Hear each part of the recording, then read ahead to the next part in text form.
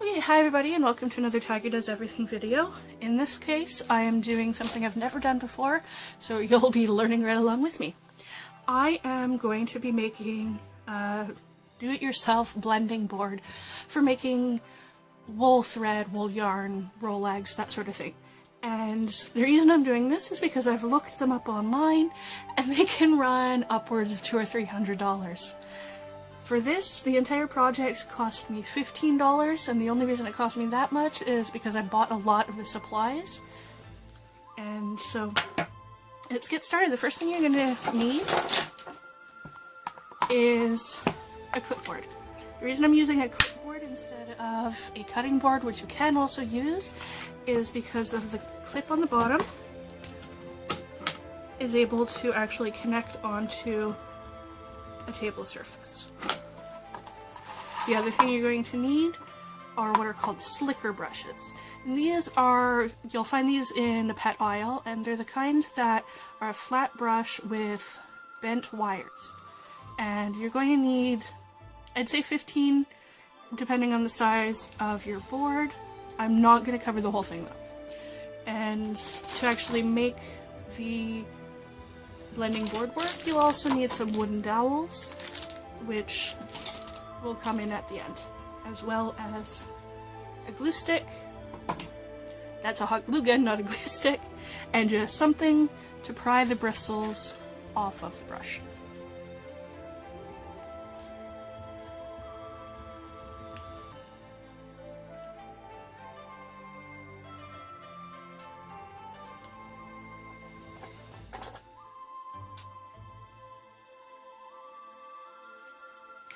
Okay, there, as you can see, it was actually not very hard for me to pry off. I didn't do any tearing of it. I did it off screen just because I have to hold it up to my face to be able to see. And you'll see the actual bristly part is backed onto a heavy-duty plastic. So you're going to just carefully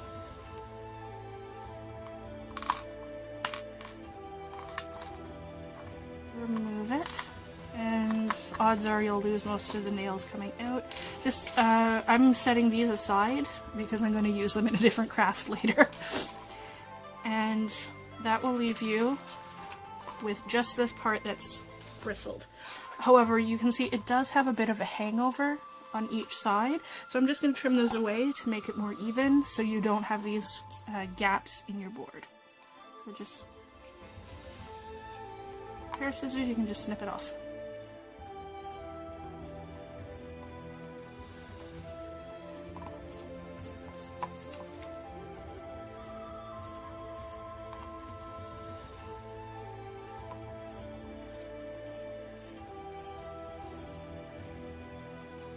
And this will leave you a piece that's about 1 inch by 2.5 inches, which is great.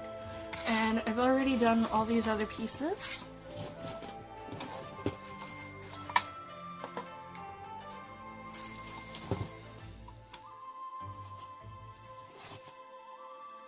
Now, if you are going to be using a cutting board for this, one with a handle at the top, it would be useful. That way you can use it to clip onto things with like a vice grip or that sort of thing. Traditional blending boards, on the back of it, they aren't as colorful and nice as this, but on the back of it you'll have 3 screw holes and then a foot that you can either screw into the holes so it'll go like this, this, this, this, or you can spin it and have it sit on your lap. Alright.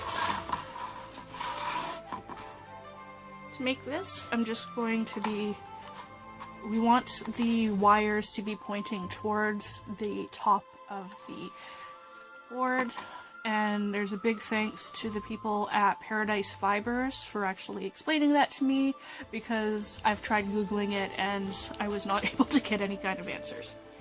So yes, you want the wires where, if you can see here, I don't know if it's going to show up, but if you can see here, the wires bend. We want the bend to be facing this way. Now before you start gluing them on, lay them out, and I'm doing this just to double check to see the fit. As you can see, I'm going to have this big gap here, and I'm going to show you how I'm going to fix that in a moment.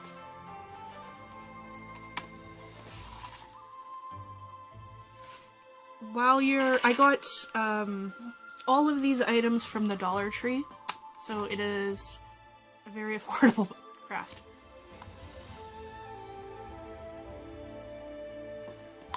And while you're there, I suggest picking up your board and then taking the actual brushes and just sort of lay them out yourself to see how much you're going to need. In this case, I have 12 here, and I'm going to cut each of these remaining 3 in half. Unline that from there. I cut each of these in half and fit them in between, like this.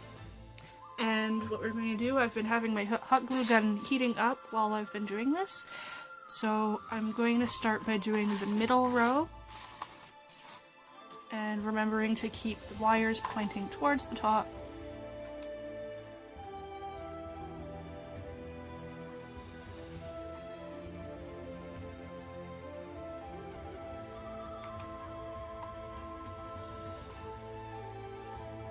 I think this is probably going to take 1 glue stick with your hot glue gun.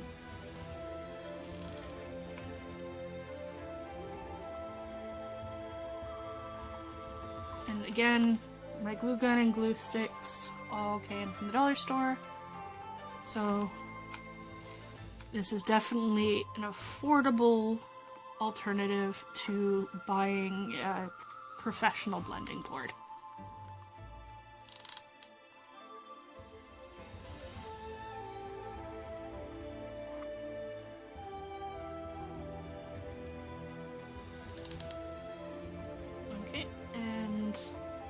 Just going to do these on the other side, and I'll see you when I'm done. Okay, so now that the actual board is assembled, and I did that off screen again, I'm going to show you how to actually use one. And for this, you'll need your board, you'll need 2 wooden dowels, or in my case, I'm actually using 2 bamboo knitting needles, because they're the right size that I want. And of course, most importantly, you're going to need wool. Something that will be helpful but not necessary is a second slicker brush. In this case, it's a curved one. And while using this, we're going to want to keep the bristles again pointing forward to drag them like this. And okay, so I'm just going to show you a basic blending technique using 3 different colors. I'm going to be using black, white, and gray. And I'll show you how to do that.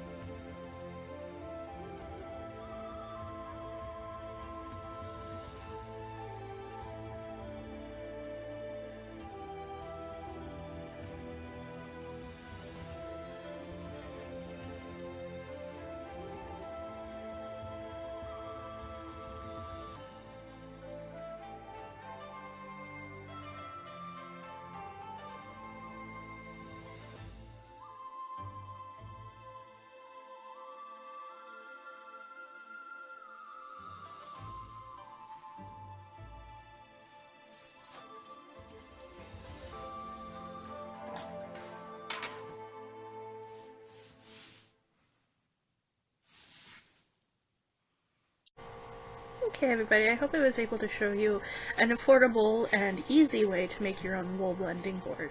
All told, not including the actual dismantling of the brushes, it only took me about 15 minutes. It was easy, it was very affordable, and with that you're able to make your own wool blends. And if you want to know what you can do with these, join me next week when I'll be actually showing you how to make and then use your own drop spindle to spin yarn. Okay, I hope everybody had fun. Be sure to subscribe and check me out on Patreon. See you next time. Love you. Bye.